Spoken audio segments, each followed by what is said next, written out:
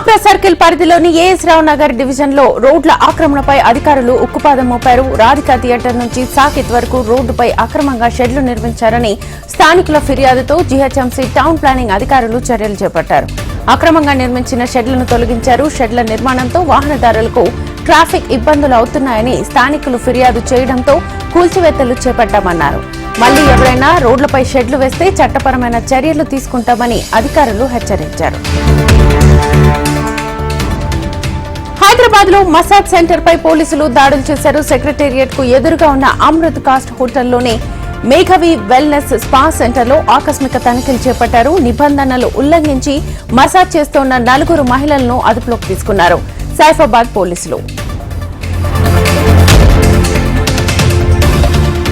ప్రముఖ విద్యావేత్త మాజీ ఎమ్మెల్సీ చుక్క రామయ్యను ముఖ్యమంత్రి రేవంత్ రెడ్డి పరామర్శించారు. విద్యానగర్లోని ఆయన నివాసానికి వెళ్లి ఆరోగ్య పరిస్థితి గురించి రామయ్య పెద్ద కుమార్తె ఉమను అడిగి తెలుసుకున్నారు.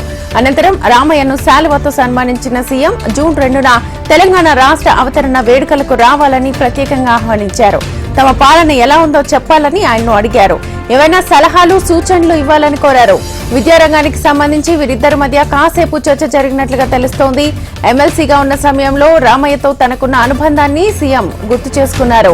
సీఎం వెంట మల్లు రవి, ఎమ్మెల్సీ మహేష్ కుమార్ గౌడ్, ప్రభుత్వ సలహాదారు వేం నరేందర్ రెడ్డి, స్థానిక కాంగ్రెస్ నేతలు ఉన్నారు.